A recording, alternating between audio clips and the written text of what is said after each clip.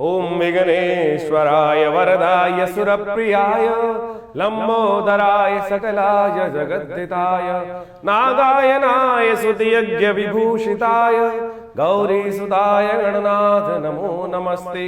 या श्री स्वयं सुगतिनां भवने स्वलक्ष्मी पापात्मनां कृतिदयां हृदये सुबुद्धि श्रद्धा सदां कुलजन प्रभवस्य लज्जा तां त्वां नतास्म परिपालय देवी विश्वम्। नमस्कार, स्वागत है आपका आचार्य वाणी में। मैं आचार्य डॉक्टर विक्रमादित्य आपके साथ हूं। आपकी राशि के दृष्टिकोण से जो अगस्त के अंतिम दिनों में ग्रहों का योगायोग बनने वाला है, उसका प्रभाव आपके ऊपर क्या होगा समझ लीजिए। तुला राशि वालों के लिए बहुत सुंदर योग बनकर, जी हाँ, बहुत सुंदर योग बनकर तैयार। आपकी राशि के स्वामी कौन है? आपकी राशि के स्वामी शुक्र है, और शुक्र का बुध के साथ एक अद्भुत प्रकार का योग इस अगस्त के अंतिम समय में बनने जा रहा है, और ये योग एक तरह से महालक्ष्मी योग के रूप में जाना जाता है। और आपकी राशि के दृष्टिकोण से यदि हम देखें तो सफलता वाले भाव में, कार्य को सिद्ध करने वाले भाव में ये योग बनकर तैयार हो रहा है। तो कई प्रकार से ये योग आपके लिए बड़े महत्वपूर्ण चीजों को देने वाला होगा, संतुष्टि का भाव मन में देने वाला होगा। जो कर्म हम करते हैं, कई बार हमारे मन में कई बार भाव आ जाता है कि वो ठीक किया नहीं किया, लेकिन ऐसे में भाग्य से इस समय ऐसा योग बनकर तैयार है कि वो कई प्रकार से आपको संतुष्टि का भाव मन में उत्पन्न करता दिखाई देगा। लेकिन बाकी ग्रहों की युति देखें थोड़ी सी, कहीं ना कहीं बुद्धि में कुतर्क उपस्थित करने के योग भी बनते दिखाई दे रहे हैं। सूर्य केतु आपकी राशि के दृष्टिकोण से राहु के साथ जिस प्रकार का संबंध बना रहे हैं, वो कहीं ना कहीं आपकी बुद्धि में अंधकार भी उपस्थित करते हैं। यानी सब कुछ आपके पास ऐसे में होने को तैयार है, लेकिन फिर भी कहीं ना कहीं मनोभाव में, यानी सफलता, बिल्कुल जितना आप मेहनत करते हो उतना सफलता प्राप्त करने के योग बनते हैं। तो ऐसे में अगस्त में जिस प्रकार के अंतिम दिनों में जो योग बनकर तैयार हो रहे हैं, वो कहीं ना कहीं बुद्धि में जड़ता को उत्पन्न करते दिखाई देंगे। ऐसे में थोड़ा बुद्धि पे शांति के साथ उपाय करने की जरूरत। दिन पर दिन ग्रहों का योग किस प्रकार के आपके लिए योग बना रहा है। इन दिनों बाकी ग्रहों के साथ साथ देखें तो मंगल ने एक बहुत विचित्र प्रकार का योग बना दिया है आपकी राशि के दृष्टिकोण से।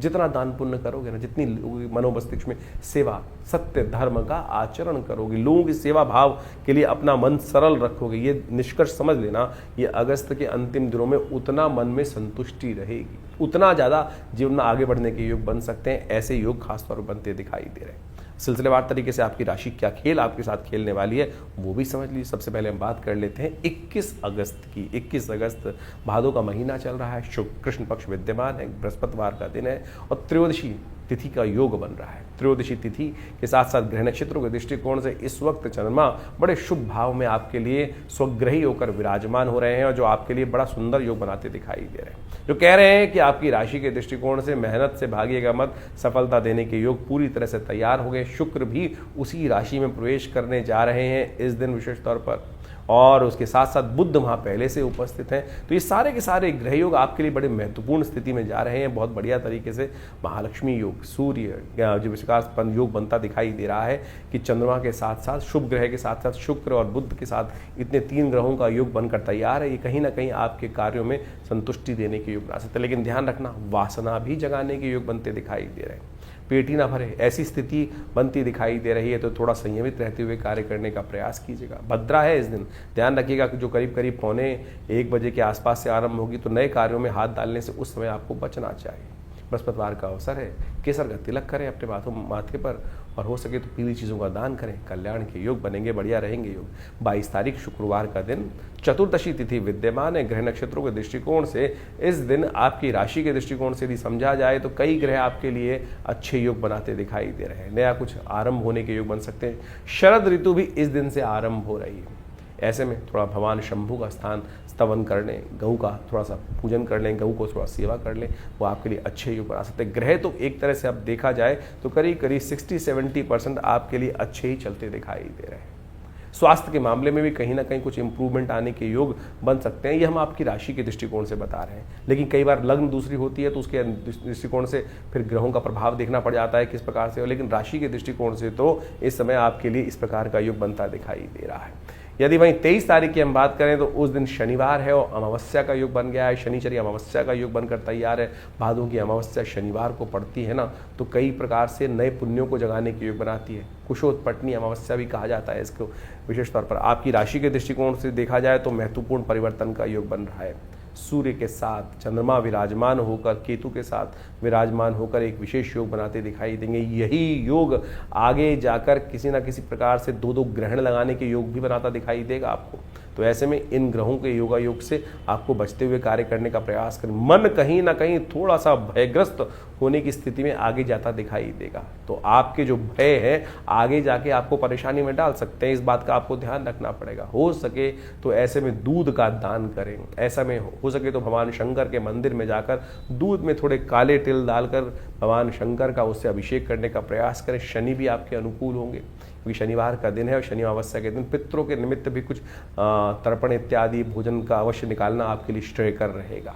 24 तारीख का दिन रविवार का उस दिन है, प्रतिपदा तिथि है, शुक्ल पक्ष उस दिन से आरंभ हो रहा है ग्रह नक्षत्रों के दृष्टिकोण से, और इस दिन एक खास योग बन रहा है, चंद्र दर्शन होने का योग बन रहा है। तो तुला राशि वालों समझ लो ये चंद्र दर्शन बहुत विशेष है आपकी राशि के दृष्टिकोण से, क्योंकि चंद्र दर्शन इस दिन जो कर लोगे ना, आगे चौथ के चांद का दर्शन करने का कलंक नहीं लगेगा। तो इस बात का ध्यान रखते हुए कार्य कर लेना चाहिए। आपकी राशि के दृष्टिकोण से महत्वपूर्ण समय परिवर्तन की तरफ आपकी तरफ अग्रसित होता दिखाई दे रहा है। दिन कई मामलों में तो अच्छा है, लेकिन कुछ मामलों 50-50 चांसेस बनते दिखाई दे रहे हैं आपके लिए। यदि मन को प्रशस्त रखो, मन को ग्रसित ना होने दो, मन में हीन भावना ना आने दो, तो दिन को अच्छा ले जा सकता है। इसमें माता पिता गुरुजन की सेवा का बड़ा महत्व है। कोई गरीब आ जाए तो उसकी सेवा अवश्य करने का प्रयास कीजिए, लेकिन एक बात ध्यान रखिएगा कि ऐसे लोगों से बच के रहिएगा जो रमते जोगी हों, जहाँ किनका ठौर ना ठिकाना। ऐसे लोग कहीं ना कहीं धोखा देने की स्थिति में कर सकते हैं। पहले अपने परिवार को देखने का, अपने लोगों को देखने का आपको प्रयास करना चाहिए। दोस्ती यारी के चक्कर में कहीं ना कहीं फालतू के लोगों के चक्कर में कुछ ना कुछ घर में विवाद होने के योग बनते दिखाई दे रहे हैं। तो हो सके तो इस दिन गेहूं का दान करें, शाम के समय चंद्र दर्शन करें, आपके लिए अच्छा रहेगा।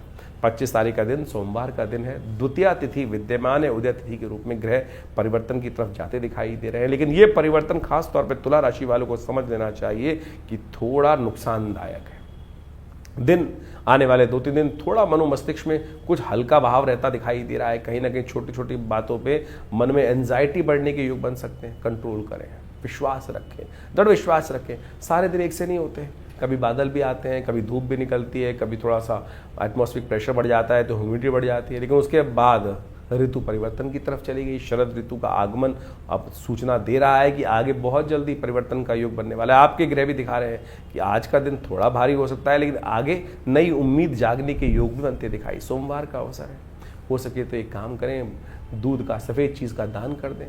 हो सके तो आपकी राशि के दृष्टिकोण से आप एक काम करें, सुगंधित इत्र लेकर भगवान का, शंकर का अभिषेक करने का प्रयास करें। अपने पर भी थोड़ा इत्र लगाना आपके लिए, यानी परफ्यूम का उपयोग करना आपके लिए बड़ा अच्छा हो सकता है। कहा जाता है, भगवान शंकर का एक मंत्र है, त्र्यंबकम यजामहे सुगंधिम पुष्टिवर्धनम। सुगंधि पुष्टि देती है, तो सुगंधि का उपयोग करना आपके ग्रहों के, आपके मनोमस्तिष्क की नेगेटिविटी से पॉजिटिव लाने का रास्ता आपके लिए खुल सकता है। तो देसी सुगंध जो है उनका उपयोग करने का प्रयास करेंगे तो अच्छा रहेगा आपकी राशि के दृष्टिकोण से।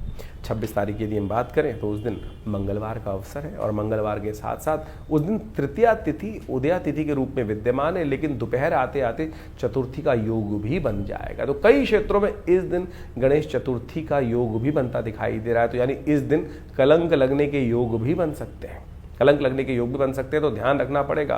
गणेश चतुर्थी जिन जिन क्षेत्रों में इस दिन बनने वाली है, मंगल में आज चतुर्थी का योग बन जाए। जैसे विदेश में बहुत सारे क्षेत्रों में इस दिन चतुर्थी का योग बन रहा है, क्योंकि दिल्ली के पंचांग के अनुसार से देखा जाए तो करीब करीब 1 बजे तक चतुर्थी का आगमन हो रहा है। तो मध्याह्न व्यापिनी चतुर्थी मानी जाती है, और दिल्ली से आगे के जितने भी क्षेत्र रहेंगे वहाँ उससे पहले पहले होता चला जाएगा। तो विदेश में तो कम से कम जो देश है वहाँ गणेश चतुर्थी जो है मंगलवार की कहेगी, महाचतुर्थी के दिन ही बनेगी। ऐसे में आपकी राशि के दृष्टिकोण से बड़ा महत्वपूर्ण योग बनता दिखाई दे रहा है। तो आपको विशेष तौर पर आपकी राशि के दृष्टिकोण से आपके ग्रह जो है वो परिवर्तन की तरफ जाते दिखाई दे। स्वास्थ्य का थोड़ा ध्यान रखिएगा, अननेसेसरी के जो है एंजाइटी को अपने सिर पर ना चढ़ने दें।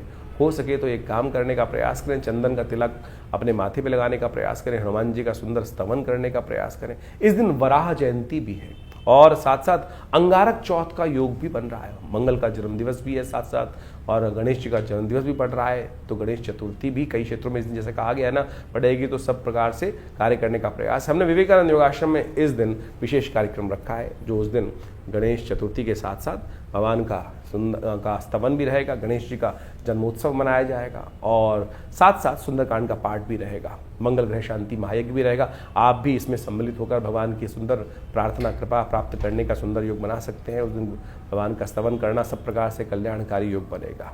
27 तारीख का दिन बुधवार का दिन है, चतुर्थी का योग बन रहा है और उस दिन ग्रह नक्षत्रों के दृष्टिकोण से जो ग्रहों का परिवर्तन बहुत विशेष महत्व को साथ हो रहा है।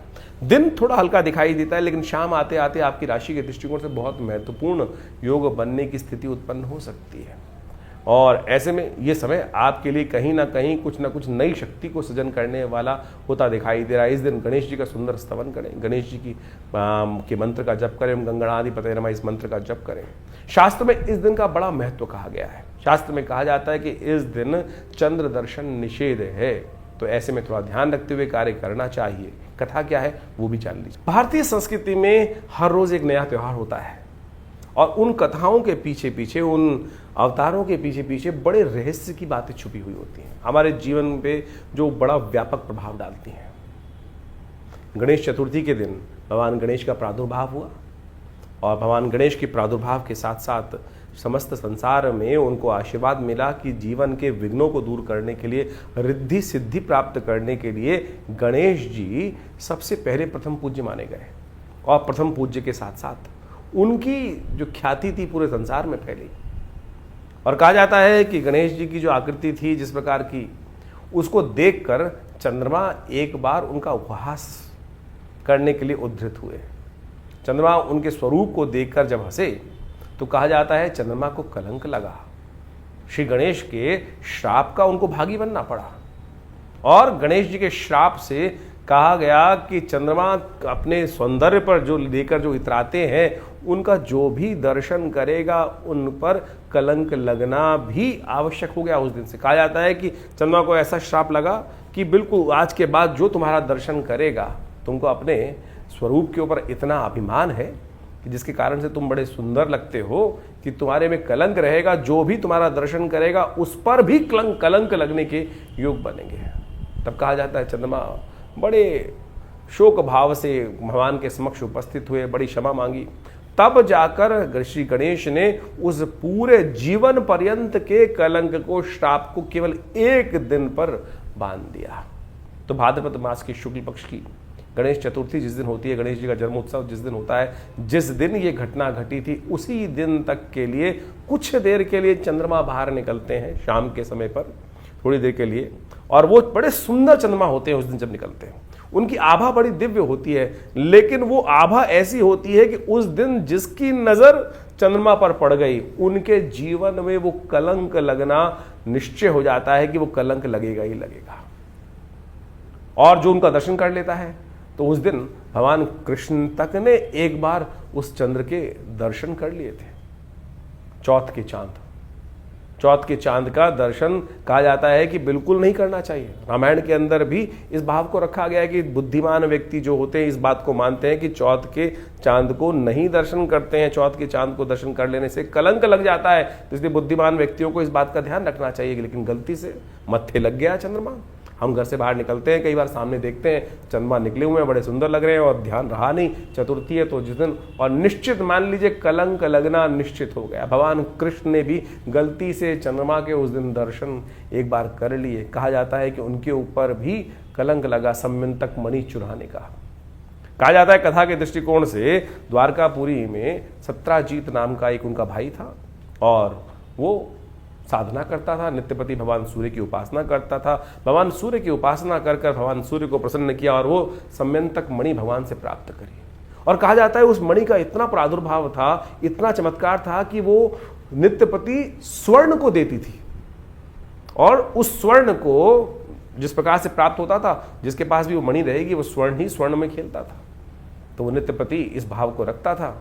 लोगों ने कहा सत्राजीत को कि ये मणि तेरे लायक नहीं है, तुमको भगवान कृष्ण को दे देनी चाहिए, जिससे समाज के सुंदर कार्य हो सके, समाज में सुंदर लोगों की सहायता हो सके। लेकिन सत्राजीत अभिमान ग्रसित था तो सत्राजीत ने उस जब सम्यंतक मणि को भगवान सूर्य से प्राप्त कर लिया तो कहा जाता है कि वो 8 पैर सोने को का निर्माण करती थी।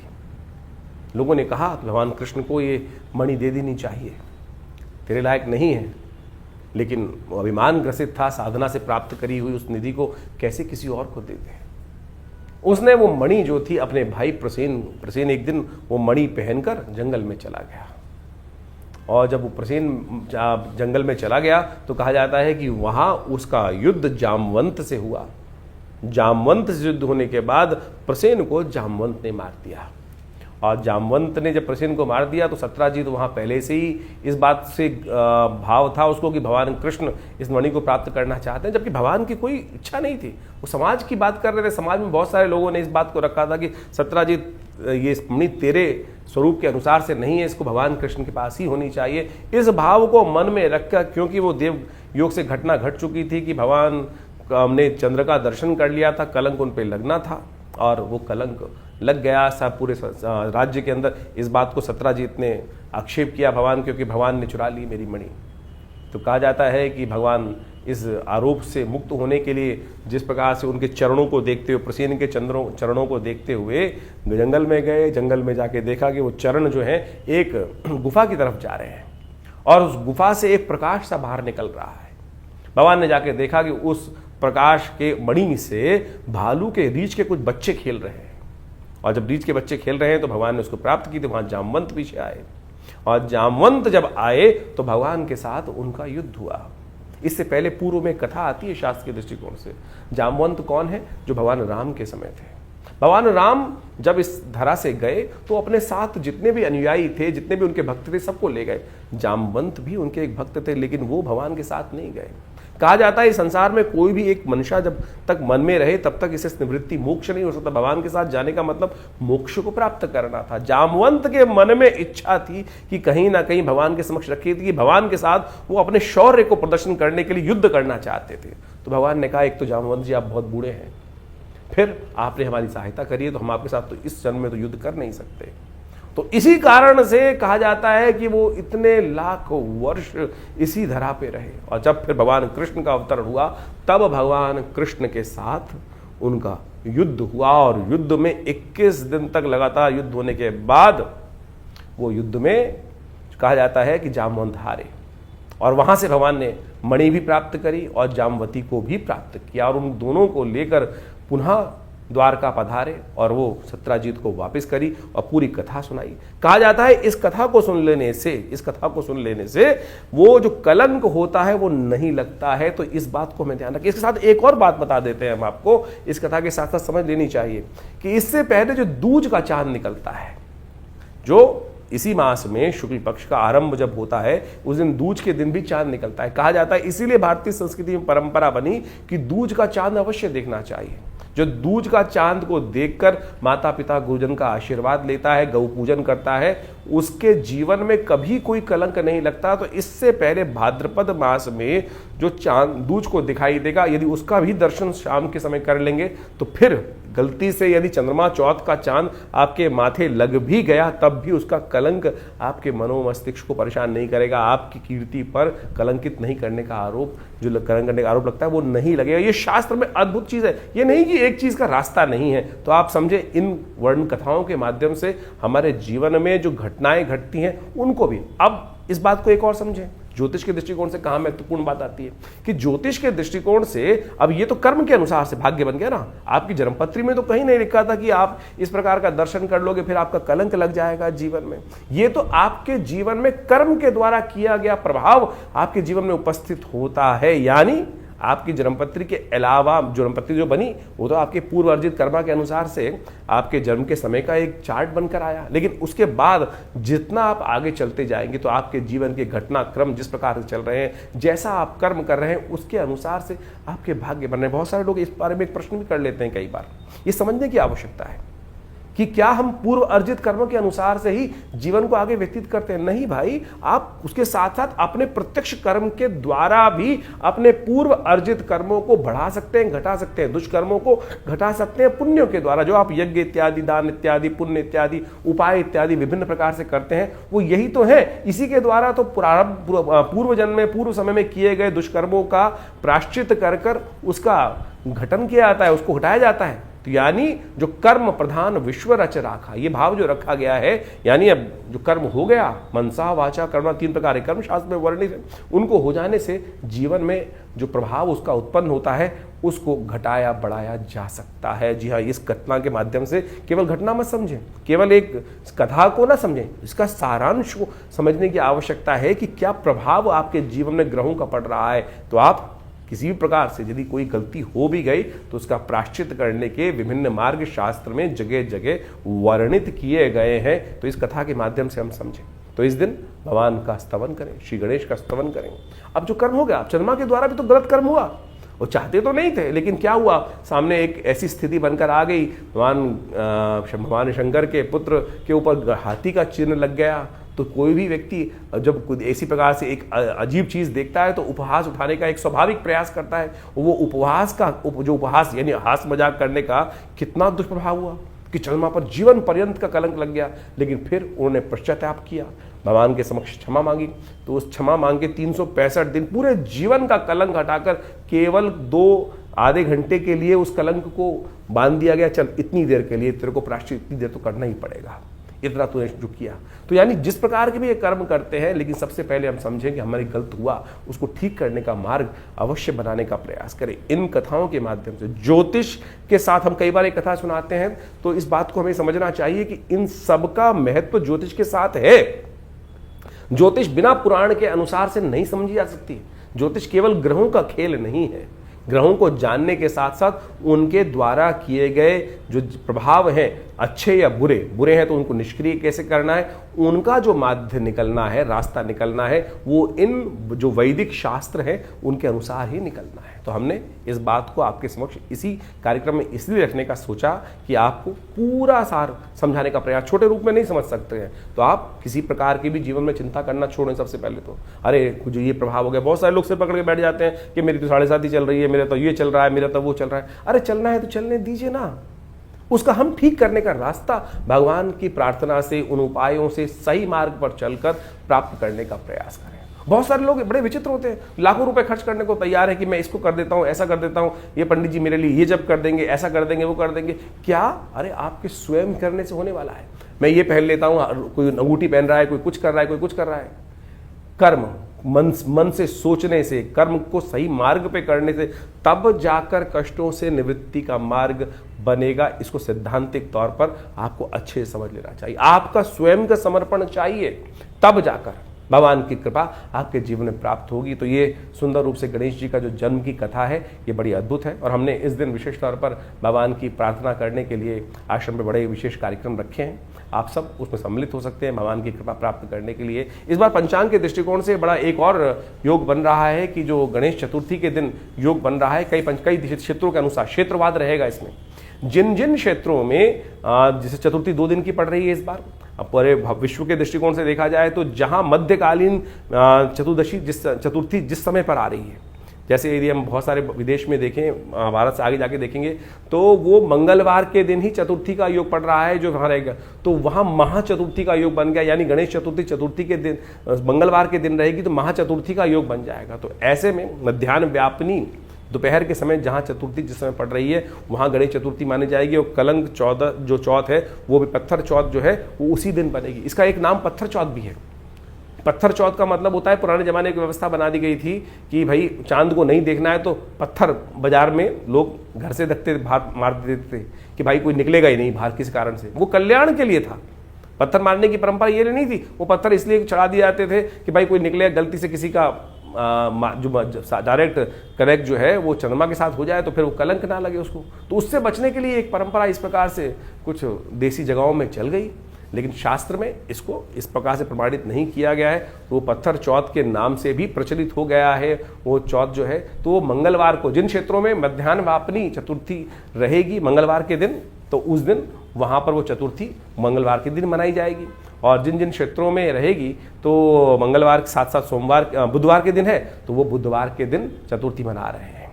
और इस प्रकार से आप इस कथा का श्रेय महत्व समझते हुए अपने जीवन में शुभ लेने का प्रयास करें। तो तुला राशि वालों, आपने इस गणेश चतुर्थी का महत्व समझा तो गणेश चतुर्थी के दिन भगवान गणेश का स्तवन करें, उनका पूजन करें और जीवन में आगे बढ़ने के योग बने। कहा जाता है गणेश जी के साथ रिद्धि सिद्धि दोनों स्थित रहती हैं। जो गणेश जी को समझ लेता है, उनकी पूजन करना आरंभ कर देता है और उनको सब जगह गणेश जी के लेफ्ट और राइट में रिद्धि सिद्धि विद्यमान है, यानी सफलता और सक्सेस।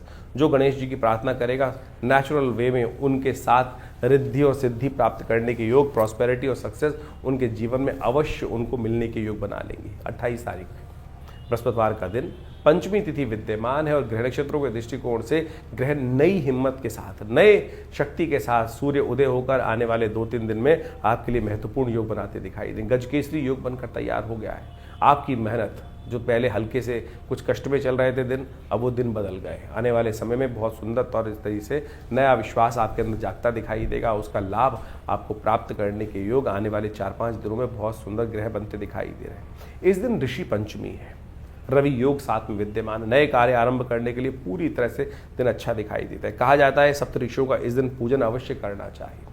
जमदग्नि इत्यादि समस्त, कश्यप इत्यादि ऋषि, अत्रे इत्यादि, वशिष्ठ, इन समस्त ऋषियों का पूजन कर कर, उनका तर्पण कर कर, उनके आशीर्वाद से जीवन में आगे बढ़ने का हमको प्रयास करना चाहिए। हम उन्हीं ऋषियों की संतान हैं, हमारे गोत्र उन ऋषियों के ऊपर ही हैं। तो उन ऋषियों को, अपने पूर्वज को का समस्त रूप से उस दिन पूजन, उनके लिए तर्पण इत्यादि अवश्य करने का हमको प्रयास करना चाहिए। 29 तारीख शुक्रवार का अवसर, षष्ठी तिथि विद्यमान है और इस दिन ग्रह नक्षत्रों के दृष्टिकोण से जो सूर्य का चंद्रमा का योग जो आपके लिए बनता दिखाई दे रहा है, बृहस्पति पूर्ण दृष्टि पर चंद्रमा पर डालते दिखाई दे रहे हैं और ये आपके कर्म कामों में आगे बढ़ने के लिए सफलता का रास्ता, सफलता का मार्ग आपके लिए प्रशस्त करते दिखाई दे रहे हैं। ग्रहों के दृष्टिकोण से ये समय आपके लिए बहुत अच्छा दिखाई देता है। इस दिन अगस्त जो तारा है वो भी उदित हो रहा है। तुलसी बाबा बोलते हैं उदित अगस्त पंथ जल शोषा, यानी जब अगस्त तारा उदय हो जाता है तब आगे रास्ता, जब मार्ग निकलने पड़ने का है, खुल जाता है, आगे रास्ता खुल जाता है। और साथ साथ वर्षा ऋतु का जो दुष्प्रभाव चल रहा होता है वो भी आगे जाकर धीरे धीरे कम होने के मार्ग बनते चले जाते हैं। तो अब प्रकृति में परिवर्तन का योग भी बनता दिखाई दे रहा है। सूर्य षष्ठी है, भगवान सूर्य की सुंदर आराधना करें। इस वक्त आपकी राशि के दृष्टिकोण से देखा जाए तो सूर्य कई मामलों में अच्छे हैं, लेकिन केतु के साथ विराजमान होकर राहु के समक्ष बैठकर कहीं ना कहीं परिवार में कुछ ना कुछ विवाद उत्पन्न करने के योग भी दे रहे हैं। तो ऐसे में सूर्य के निमित्त इस दिन गेहूं का दान करना चाहिए, वो आपके लिए अच्छा रहेगा। हो सके तो उनका मंत्र भी जप करेंगे, वो भी आपके लिए अच्छा ही योग बनाएगा। 30 तारीख शनिवार का अवसर है, सप्तमी तिथि विद्यमान है और इस दिन ग्रह नक्षत्रों के दृष्टिकोण से देखें तो आपके ग्रहों में विशेष परिवर्तन का योग बनता दिखाई दे रहा है। चंद्रमा थोड़े कमजोर होते दिखाई दे रहे हैं, लेकिन जा तो विशेष तौर पर यदि चंद्रमा को बल देना है तो आपको आशीर्वाद की आवश्यकता रहेगी। जितना आशीर्वाद से काम करोगे, माता पिता गुरुजन का आशीर्वाद देके काम करोगे, उतने प्यारे न्यारे होने के योग बन सकते हैं। ऐसे में खीर का भोग लगाना आपके लिए सबसे श्रेष्ठ रहेगा। ग्रहों दृष्टिकोण से इस बात देखें तो ग्रहों का परिवर्तन का योग बनता दिखाई दे रहा है। ऐसे में जो ग्रहों का परिवर्तन होने के योग बन रहे हैं, सूर्य के साथ बुध का जाना और साथ में बुध का अस्त हो जाना, सूर्य केतु के साथ जाकर बुध का अस्त हो जाना, ये थोड़ा सा कहीं ना कहीं आपके कार्यों में कुछ विघ्न उपस्थित करने के योग दे सकता है। हो सकता है कि आप जिस शक्ति से काम करने की तरफ बढ़ रहे थे वहाँ कहीं ना कहीं थोड़े थोड़े समय में कुछ ना कुछ विवाद आपके समक्ष आते दिखाई दे और उनको कंट्रोल करने में थोड़ी थोड़ी दिक्कतें आपको आने के योग बन सकते हैं। तो ऐसे में दही का दान करना चाहिए। हो सके तो एक काम करें, आप विशेष तौर पर आप जिस पानी से स्नान करते हैं उस पानी में थोड़ी फिटकरी डाल दिया कीजिए। थोड़ी फिटकरी का उपयोग करने से इस बुध में जो कमजोरी है वो थोड़ी थोड़ी ठीक होने के योग बन जाएगी। और बुध जैसे कुछ आप नहा रहे हैं उसमें एक हल्की सी फिटकरी का पानी जो है बाल्टी में हल्का सा डाल दिया तो उससे बुध का उपचार होने के योग बन जाएंगे। एक बात और ध्यान रखिएगा, सबसे बड़ी बात, बुध जब अस्त हो जाए तो मुख से बहुत नेगेटिव कुंडली में हो तो वाणी का जो व्यापार है, वाणी का जो प्रहार है वो नेगेटिव हो जाता है। जितनी मुख से अपशब्द निकलेंगे, वाणी से गलत बात निकलेंगी, उतना नेगेटिव प्रभाव आपके जीवन में ये ग्रह उत्पन्न करने का योग दे देगा। तो ध्यान रखना, बुध के प्रभाव को शुभ करने के लिए ऐसे में आवश्यकता होगी कि बुध का मंत्र जप करें। कई बार हम बहुत सारे उपाय बताते हैं, तो क्या होता है कि कई बार उपाय करने का लोग तो प्रयास करते हैं, लेकिन क्या होता है बहुत सारे कई बार कुछ नग पहनना है, कुछ पहनना है। हमने एक बहुत सुंदर उपाय किया कि बुद्ध के मंत्र का श्रवण करें, मनसा वाचा कर्मणा, मन से करें, ओम ब्रांग ब्रींग ब्रोंग से बुधाय नमः। आप एक काम करें, हमने अपने चैनल के माध्यम से अब एक रास्ता बना दिया है कि हमारे चैनल पर बुद्ध के मंत्र को लगातार जप कर कर 108 बार हमने जप करके वो व्यवस्था बना दी है। तो आप हमारे चैनल के डिस्क्रिप्शन बॉक्स में जाकर या कमेंट बॉक्स में जाकर अगर आपको नहीं मिलता है तो लिख दीजिए कि बुद्ध के मंत्र का हमें लिंक दे दीजिए, हम आपको दे देंगे वो लिंक। और उस मंत्र को नित्य प्रति आप कुछ देर के लिए अपने वीडियो पे चला दीजिए, 108 बार वो जप होगा, आपके मन भी वहाँ लगेगा और बहुत बढ़िया तरीके से बुद्ध का तमाम चीज़ों को ठीक करने, हिंग लगे ना फिटकरी, ना कोई पैसा खर्च होगा ना कुछ होगा, लेकिन वो बुद्ध का नेगेटिव प्रभाव जो अभी कुछ दिन तक आपकी राशि में बनने वाला है उससे बचने का रास्ता आपके लिए खोल देगा। तो इस बात को अच्छे से समझ लीजिए, कर लीजिए। 31 तारीख का दिन रविवार है, तुला राशि वालों के लिए बड़े महत्वपूर्ण दिन आरंभ हो रहे हैं। आपकी शुक्र प्रधान राशि है और शुक्र प्रधान राशि ऐश्वर्य की राशि मानी जाती है। शुक्र इन दिनों आपकी राशि के दृष्टिकोण से बहुत विचित्र प्रकार का योग बनाकर तैयार होकर बैठ गए हैं। ये कई प्रकार की भूख जगाते दिखाई दे रहे हैं। कई समय से आपके नए नए लिंक्स को डेवलप करने का रास्ता, नए नए लोगों से संपर्क साधने का रास्ता भी खुलते दिखाई दे रहे हैं। लेकिन यहाँ आपके साथ इन दिनों कई प्रकार की चीज़ें भी नई नई होती दिखाई देंगी। तो जो लोग नए हैं, यंग हैं, कुछ एंथुजाज्म में है, जो नई एनर्जी से साथ में है, उनको थोड़ी अपनी काम शक्ति को कंट्रोल भी करने का प्रयास करना चाहिए।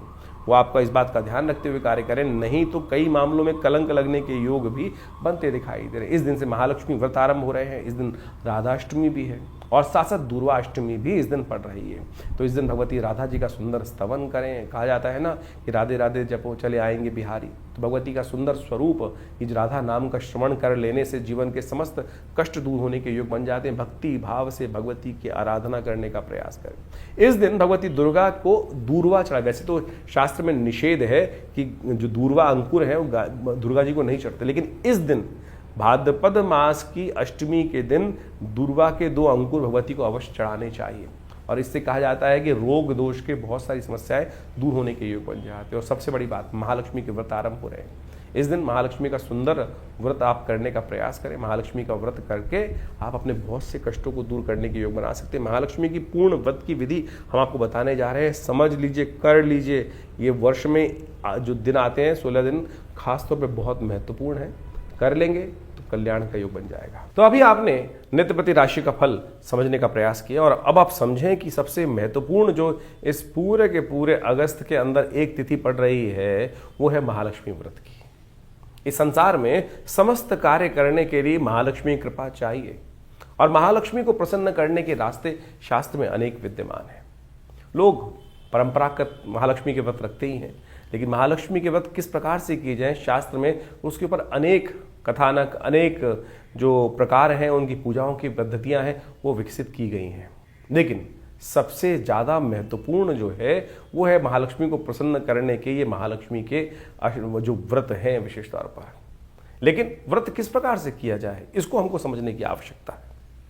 ये महालक्ष्मी के व्रत जो हैं ये भगवती महालक्ष्मी का आशीर्वाद किस प्रकार से देंगे। शास्त्र में अनेक प्रकार की कथाएं और अनेक अनेक उपनिषदों में, पुराणों में उनको बहुत महत्वपूर्ण तरीके से स्थान दिया गया है। कहा जाता है कि एक बार महर्षि भृगु भ्रमण करते करते उनकी इच्छा मन में आई कि भगवान के दर्शन किए जाएं। तो वो घूमते घूमते विष्णु लोक पहुंचे। वहाँ कहा जाता है कि भगवान श्री सागर में शेषनाग के ऊपर भगवती के साथ विराजमान थे और योग निद्रा में उस वक्त भगवान गए हुए थे, विश्राम कर रहे थे। महाराज भृगु जब पहुंचते हैं, महर्षि भृगु वहाँ पर, तो भगवान योग निद्रा में होने के कारण से उठते नहीं हैं। तो भृगु को बड़ा विचित्र लगता है, पता नहीं किस कारणवश उन्होंने अपना जो चरण था वो भगवान विष्णु की छाती पर रख दिया और कहा कि आपका भक्त यहां आया और आप प्रभु आप विश्राम में हैं।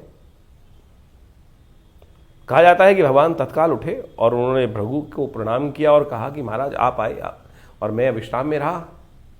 लेकिन जिस प्रकार से उन्होंने चरण से भगवान विष्णु के वक्षस्थल पर आघात किया, कहा जाता है महालक्ष्मी वहीं बैठी हुई रुष्ट हुई थी। जो रुष्ट हुई तो उन्होंने महाराज भृगु को श्राप दिया कि आज के बाद हम किसी भी प्रकार से जो आप लोगों के पास नहीं आएंगे। भृगु महाराज ने भी बड़े उत्कृष्ट प्रकार के विद्वान ऋषि रहे और उन्होंने वर्णन, शास्त्र में वर्णन मिलता है कि उन्होंने भगवती के सामने अनुनय विनय के साथ एक प्रार्थना करी कि भगवती, ये मेरा भगवान का एक निजी संवाद था, भक्त हूँ और भक्त की विशेष तौर पर एक भगवान के साथ अपने दास की, अपने स्वामी के साथ एक बड़ी तारतम्यता होती है, एक घनिष्ठ प्रेमता होती है। और भगवान ने कुछ नहीं कहा, लेकिन आपने शाप दिया, मैं उसको स्वीकार करता हूं, लेकिन ऐसे मंत्र बनाता हूं। महर्षि भृगु के द्वारा बनाए गए श्री विद्या के अंतर्गत आए श्री सूक्त का निर्माण उन्होंने उस कथानक के बाद किया और कहा कि जो मैं क्या, ऋषि क्या, कोई भी वर्ण का व्यक्ति संसार में इन मंत्रों को जप करेगा, उनके द्वारा यज्ञ करेगा, इस पद्धति के द्वारा कार्य करेगा, तो मां भगवती आपको उस दास पर कृपा करनी ही पड़ेगी।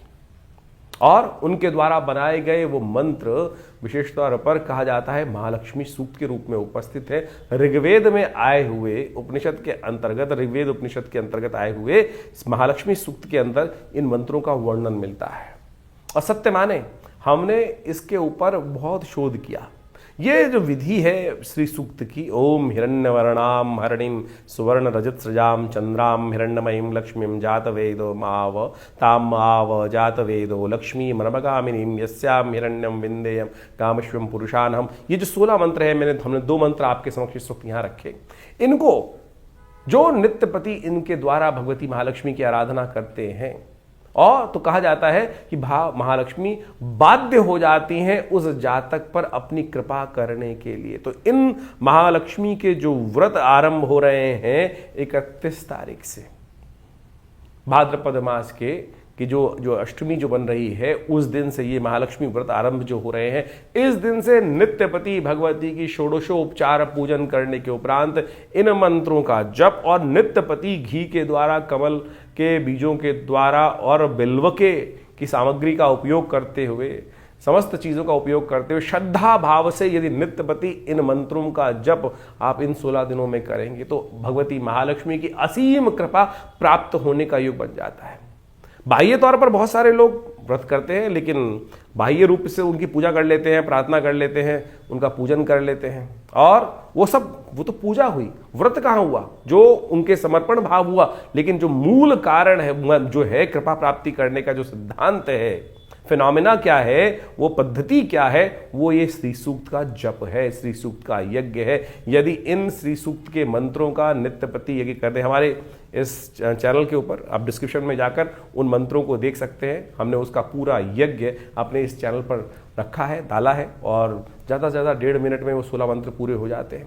और नित्यपति यदि उनका 108 बार श्रवण, उसका स्तवन आप करना शुरू कर दें, तो भगवती महालक्ष्मी की कृपा प्राप्त करने का जो चाहो, जैसा चाहो वैसा होने के योग, चमत्कार एक नहीं हजारों बार हमने देखा। हम भी संसार में रहते हैं, और जो व्यवस्था अब चलती है, भगवती कृपा से अद्भुत रूप से कृपा प्राप्ति के योग बन सकते हैं। तो आप कैसे भी जीवन में दुर्भाग्य के योग बने हुए हो और ग्रहों का अशुभ प्रभाव हो, वो मंत्र वो शक्ति है कि मंत्र जो है वो देवताओं को बाध्य कर देते हैं आप पर कृपा करने के लिए, ग्रहों के दुष्प्रभाव को एक तरफ कर देते हैं। यदि इन शास्त्रोक्त विधि के अनुसार से, हमारी भारतीय संस्कृति ऐसी चमत्कारिक संस्कृति है कि जो योग साथ साथ क्या है कि जो बिल्कुल पद्धति युक्त है कि अगर आप पूर्ण इस श्रद्धा के अनुसार से, विश्वास के अनुसार से इस मार्ग पर चलोगे, तो उस गंतव्य के निष्कर्ष पर, अंतिम लक्ष्य को प्राप्त करने का रास्ता बनेगा ही, उसमें कोई दो राय हो ही नहीं सकती हैं।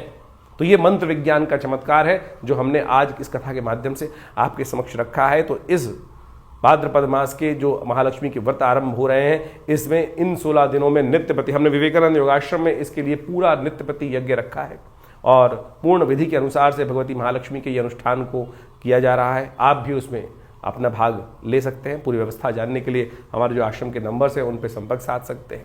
आपके कैसे भी ग्रह योग हो, कोई बड़ा का कार्य हो, हमने जितनी बार भी, जिसके लिए भी, जब भी, अपने लिए भी, जैसे जब आवश्यकता के अनुसार से करते हैं, तो भगवती के ये मंत्र चमत्कार दिखाते हैं। और ये बाण वो बाण है कि लक्ष्य भेद कर ही आता है और लक्ष्य की पूर्ति की तरफ ही काम करता है। तो बड़ी श्रद्धा के साथ आप इन महालक्ष्मी व्रतों को करें, श्रद्धा के साथ इन तरफ चलें। हमारा विश्वास है कि भगवती कृपा से आपके अद्भुत मनोकामना सिद्धि के योग अवश्य बनेंगे। तो इस कार्यक्रम में हमने आपके समक्ष समस्त राशि का प्रभाव उपस्थित किया, तो आप इस पर चलकर इन मंत्रों को जानकर, इस विधि को जानकर अपने जीवन में कल्याण का मार्ग प्रशस्त करें। धन्यवाद।